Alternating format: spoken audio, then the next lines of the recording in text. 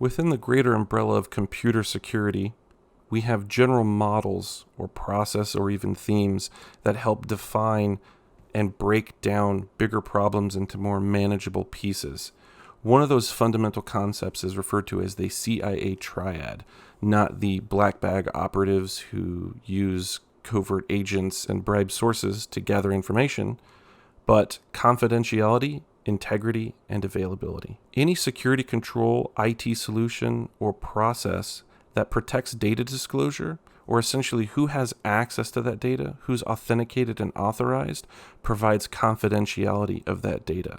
So there's a great deal of processes, tools, software, hardware, and people that help ensure confidentiality of data within the organization. Once we have data in the organization and we're restricting who has access to it and what they can do with that data through confidentiality, we look at integrity. The goal of integrity is to protect data from deletion or modification. So we want to ensure that only authorized users that have the necessary privileges can manipulate data or even delete data if they have the right privilege. Unauthorized individuals should not have access. If they did get access, that was a breakdown in confidentiality. But if they do get to the data source, there should be additional controls that protect the data from being deleted, modified, or removed forever from the organization. And last but not least of that triad, availability. At the end of the day, availability is about redundancy and access. If we have authorized and authenticated users in the network or the organization, and they are authorized to access and manipulate data, they should have access to that data when they need it. And at the end of the day, that's what availability is about, making the data available to those who are authenticated and authorized. So let's look at some of the type of solutions or controls that are used to ensure confidentiality, integrity, and availability.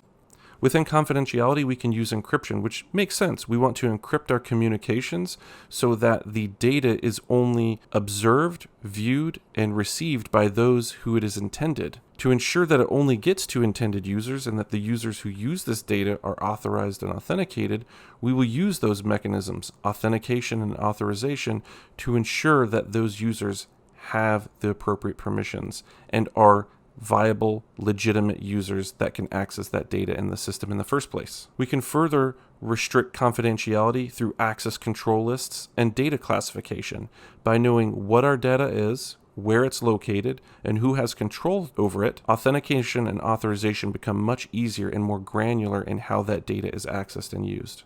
There's a lot we can do with integrity, such as logging and auditing, essentially monitoring what files are accessed by who, how those files are modified and where they've moved to, and we audit those records to look for behaviors or anomalies in the use of that data to identify potentially malicious or known malicious behaviors and patterns of that use. We can use hashing.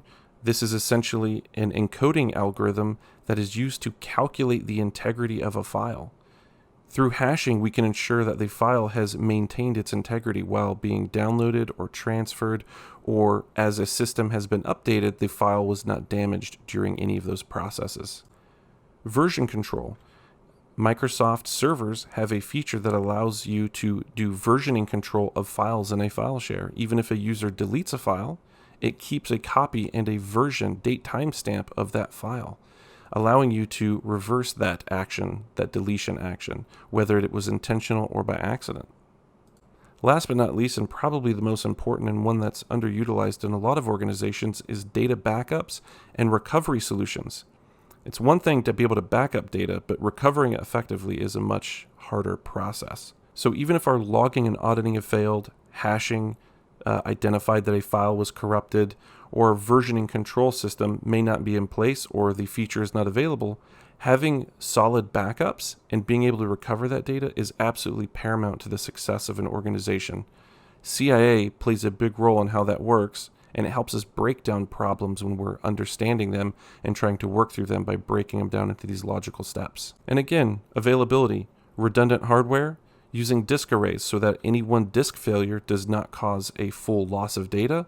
Multiple network connections. Servers can have multiple network connections in case one physical networking card fails, or a router it is connecting to fails, or a switch, or whatever it is. If one of those physical links breaks, there's redundant connections. Backup and recovery solutions. Again, backup and recovery is both in integrity and availability. Integrity to ensure that the data is recoverable and accessible, and we can recover it to a state of integrity, but also availability. If we lose access to that data, we need to be able to back it up and recover it, bring it back and make it available to the users who are authorized and authenticated to access it. And last but not least, very important, network server monitoring. Usually an IT function. However, it's still very important to monitor your assets, systems, software, performance of the network, because without proper network and server monitoring, low and slow issues that can grow into big cataclysmic problems would go unnoticed for some time.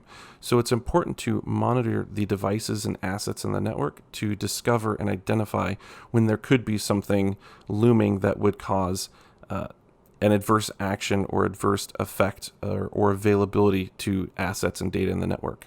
Another framework for understanding and breaking down our large problems into more manageable pieces is the defense in depth model.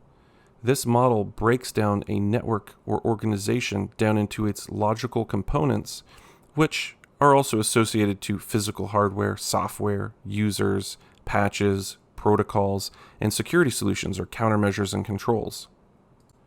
Ultimately, the defense in depth process provides an opportunity. That's what it provides. It provides an opportunity for us to detect. And if we can detect, then we might be able to prevent.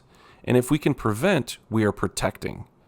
And if those things don't fail, we can recover. So having a good understanding of defense in depth and how that applies to securing the organization is paramount.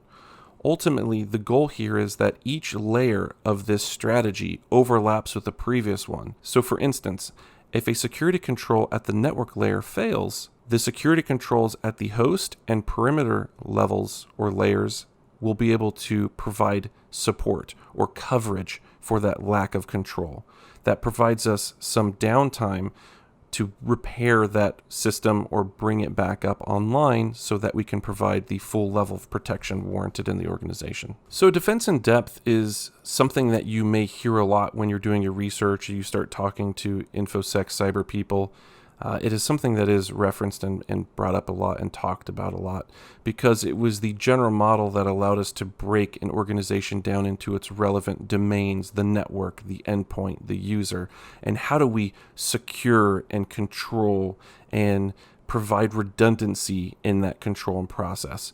The problem with the defense in depth strategy is it looks at the organization and the network as this defined shell, this defined delineation between what is inside our network and what is outside our network. The problem is in how businesses are using the internet and cloud services today, that model doesn't work too well as our organizations are extremely porous. We've got remote users, we've got cloud applications, SaaS, software as a service software solutions that organizations are using.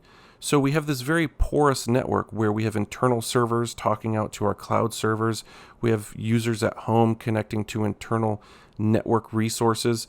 So it's not a well-defined outer perimeter, and we protect all the layers down to our data and users because our data and users are outside of the network. So we need to account for this change, this adoption of the cloud and remote data center and working from home. And the solution is applying the defense in depth strategy to the assets where they are. Instead of looking at defense in depth from my organizational perimeter, I'm going to block an adversary down to my database server and my database. How about we apply that whole defense in depth strategy strictly to that server, that database? How do I control the perimeter around that database? Or how do I create a perimeter within my network that protects that database? So there's additional security tools, solutions, and generally a change in mindset in how we protect assets. It is no longer this perimeter defense methodology, but how do I provide a perimeter and control around my critical assets? Because I don't know where my users are coming from. I don't know if they're connecting internally or externally. And we need to account for this change in how our networks are operating because the traditional defense in depth strategy is no longer applicable to how businesses operate today.